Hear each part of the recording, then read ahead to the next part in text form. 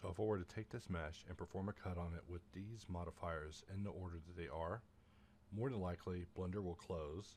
At the very least, this mesh will ask for a divorce or a dual. But let's take a look at what we have with our scale. So we see that the scale is unapplied. And I am curious as to what will happen if we try to apply the scale, but the purpose of this is to demonstrate something happening with local mode. So we're just going to, for the sake of simplicity, we're going to just hit it with Smart Apply. And then we are going to just Control A and apply the scale because we just don't want any weirdness. And then from here we can go into local mode. And the purpose of this is simply to say that now when you're working in local mode, excuse that, I don't know why that happened. We have it at corner. Let's try that one more time. And now we're able to perform our cut as expected. Sorry about that. I'm not sure where that weirdness came from. But instead of doing a retake, we will just roll with that. So now we want to get something oriented in this area. And really there's no issue because there's nothing happening outside of local mode that would cause raycasting issues with this.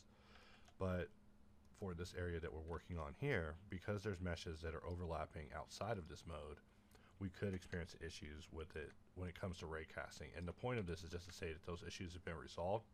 It's strange to talk about local mode so much, but local mode has really required a special amount of focus from us just to get it to function the way that we need it to, just because local mode is just a whole new beast inside this new generation.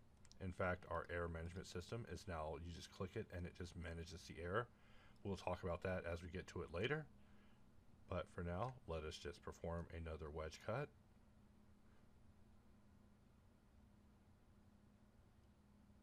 And we'll press E, and then E again.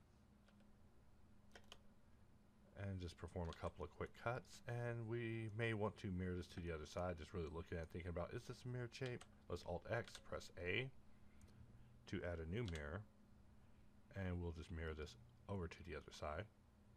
And with that, we can come back out of local and we see that all of these cuts that we did were being intersected with by other meshes.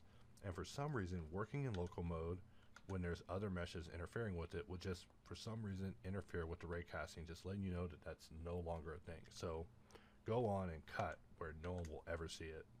Go ahead, just give it a try.